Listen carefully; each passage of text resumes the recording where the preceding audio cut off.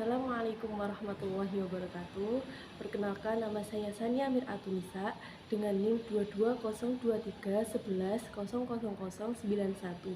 Saya dari Prodi Ekonomi Pembangunan kelas B. Berdirinya saya di sini akan mempresentasikan artikel saya yang berjudul Pemikiran Ekonomi Terhadap Mekanisme Pasar Islam. Yang saya akan jelaskan dari artikel ini, yang pertama yaitu pengertian pasar, dan yang kedua yaitu mekanisme pasar menurut pemikiran para ekonomi, yang ketiga yaitu kesimpulan. Yang pertama yaitu pengertian pasar. Pasar merupakan tempat bertemunya antara penjual dan pembeli baik secara langsung maupun tidak langsung untuk tujuan jual beli. Pasar dalam pandangan Islam sendiri ditempatkan sebagai tempat usaha yang sah, dan dalam sistem Islam juga pasti terdapat persaingan atau biasanya yang disebut dengan mekanisme pasar.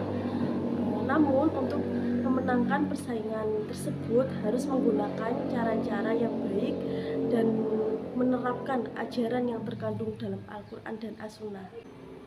Islam merupakan agama yang paling sempurna. Kesempurnaan itu tidak mungkin jika Islam tidak dilengkapi dengan sistem dan konsep ekonomi. Sistem tersebut dapat dijadikan pedoman untuk masyarakat dalam melakukan kegiatan ekonomi agar terciptanya kesejahteraan masyarakat. Perlu kita ketahui bahwa agama Islam telah memberikan kontribusi yang sangat besar untuk berkembangnya suatu perekonomian di Indonesia. Selanjutnya yaitu mekanisme pasar menurut pemikiran ekonomi Islam. Di sini saya mengambil 6 pemikiran ekonomi Islam. Yang pertama yaitu pada masa Nabi Muhammad SAW. Yang kedua yaitu pasar pada masa Khulafaur Rasyidin. Yang ketiga, mekanisme pasar menurut Abu Yusuf. Yang keempat, mekanisme pasar menurut Al-Ghazali. Yang kelima, pemikiran Abu Taimiyah. Dan yang terakhir yaitu pemikiran Ibnu Khaldun. Yang pertama yaitu pasar pada masa Nabi Muhammad SAW.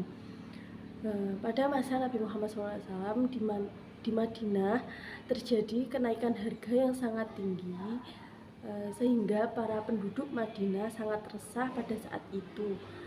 Lalu mereka datang menemui Nabi Muhammad untuk meminta nasihatnya mengenai apa yang harus dilakukan, tapi justru Nabi Muhammad menolak membuat kebijakan untuk merubah harga. Selama pertumbuhan hanya didorong oleh penawaran dan permintaan, juga tidak termasuk aspirasi monopoli.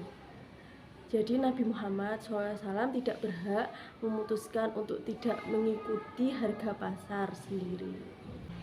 Sebelum masa Nabi Muhammad, pasar sudah menjadi peran penting dalam perekonomian masyarakat Madinah sendiri.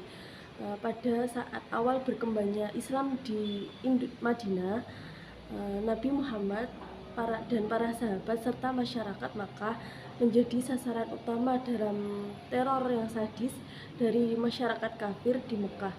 Padahal pada saat itu Nabi Muhammad sangat berperan penting dalam menguasai pasar tersebut. Untuk yang kedua yaitu pasar pada masa Khulafaur Rasyidin. Yang pertama yaitu pada masa Abu Bakar As-Siddiq. Pada saat itu Abu Bakar ditugaskan untuk mengelola zakat dan Baitul Mal. Abu Bakar adalah Khulafaur Rasyidin yang berwatak keras, namun pada masa pemerintahannya tidak ada yang namanya mekanisme pasar. Karena pada masa Abu Bakar As-Siddiq sangat ketat dengan orang yang tidak mau membayar zakat. Yang kedua yaitu pada masa Umar bin Khattab. Berbeda dengan Abu Bakar, pada masa Umar bin Khattab ini terjadi mekanisme pasar, yaitu pada saat harga gandum di Madinah meningkat. Kenaikan harga itu dikarenakan pasokan gandum yang sangat sedikit, dikarenakan terjadi musim hujan yang sangat berpanjangan sehingga menyebabkan gagal panen pada saat itu. Namun untuk menormalkan harga, Umar bin Khattab mencoba untuk mengimpor gabah dari Makkah dan memasoknya ke pasar. Yang ketiga yaitu pada masa Khalifah Utsman bin Affan. Pada masa Utsman bin Affan terjadi kendala terhadap harga pasar yang sangat menyimpang.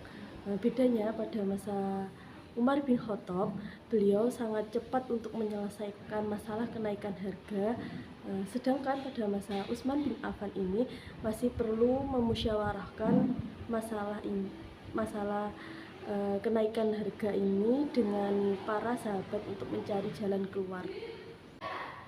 Untuk yang terakhir yaitu pada masa Khalifah Ali bin Abi Thalib. Pada masa Khalifah Ali bin Abi Thalib ini tidak terjadi mekanisme pasar karena Ali bin Abi Thalib melanjutkan kebijakan para khalifah sebelumnya. Ketiga yaitu mekanisme pasar menurut Abu Yusuf. Dalam kitab karangannya yang berjudul Al-Kharaj, Abu Yusuf menyimpulkan bahwa hukum penawaran dan penawaran di pasar menentukan tingkat harga. Tetapi harga juga tidak ditentukan oleh penawaran saja, tapi juga ditentukan oleh permintaan barang tersebut. Abu Yusuf juga menunjukkan bahwa ada juga variabel yang mempengaruhi harga, seperti jumlah uang yang beredar di suatu negara dan akumulasi serta kepemilikan barang. Pemikiran Abu Yusuf sendiri mengatakan kelimpahan barang seringkali mengikuti tingkat harga yang tinggi, sedangkan kekurangan barang seringkali mengikuti penurunan harga. Yang keempat yaitu mekanisme pasar menurut Al-Ghazali. Pada karyanya yang berjudul Al-Ibya, Uhamuddin membahas mengenai topik perekonomian, salah satunya yaitu pasar. Al-Ghazali menjelaskan bahwa pengoperasian pasar harus didasarkan pada etika dan moralitas para pelakunya. Jadi di Al-Ghazali ini lebih memperingatkan mengenai pengambilan keuntungan secara ilegal. Al-Ghazali juga memahami kesulitan sistem pertukaran karena pasarlah yang menuntutnya. Al-Ghazali mengakui bahwa motif utama bisnis adalah mengejar keuntungan. Tetapi Al-Ghazali percaya bahwa kemenangan sejati adalah kemenangan yang datang di akhirat. Yang selanjutnya yaitu pemikiran Ibnu Taimiyah. Dalam karyanya yang berjudul Al-Hizbah fi Al-Islam dan Majmu' Fatwa, Ibnu Taimiyah beranggapan bahwa lemahnya perekonomian dalam pasar ini menyangkut ketidakadilan antara penjual dan pembeli, karena mereka beranggapan bahwa penjual dan pembeli tidak selalu berkontribusi terhadap kenaikan harga. Ibnu Taimiyah juga memberikan pandangan dari sudut pandang produsen dalam membentuk harga, termasuk pertimbangan bahan baku, tenaga kerja, dan biaya lainnya. Pada saat yang sama, bagi produsen kualitas harga adalah ketika mereka tidak dipaksa untuk menetapkan harga barang mereka, sehingga mereka kehilangan keuntungan normal di atas itu, karena setiap orang memiliki kekuasaan atas hak-haknya sendiri. Yang terakhir yaitu pemikiran Ibnu Khaldun. Seiring dengan meningkatnya gaya hidup, harga barang-barang mewah itu naik, yang menyebabkan kenaikan harga barang-barang mewah itu. Ibnu Khaldun mengapresiasi kenaikan harga tersebut, namun tidak menyerahkan kepada pemerintah bagaimana pengendalian harga tersebut, karena Ibnu Khaldun lebih fokus dengan apakah yang mempengaruhi harga tersebut. Dalam karyanya yang berjudul Al-Muqaddimah, Ibnu Khaldun memaparkan bahwa pengaruh persaingan antara konsumen terhadap perolehan barang. Dia juga menjelaskan bagaimana kenaikan dan penurunan pemasokan mempengaruhi harga.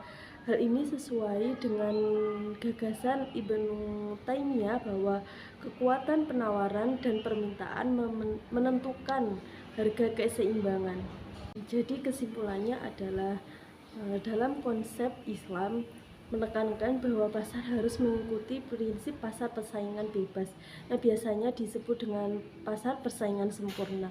Namun bukan berarti kebebasan itu bersifat mutlak, melainkan kebebasan itu dalam kerangka aturan syariah. Baiklah, sekian presentasi dari saya. Saya Sania Miratulisa pamit undur diri. Saya mohon maaf bila ada kata-kata atau penjelasan yang kurang jelas. Kurang lebihnya saya mohon maaf. Wassalamualaikum warahmatullahi wabarakatuh.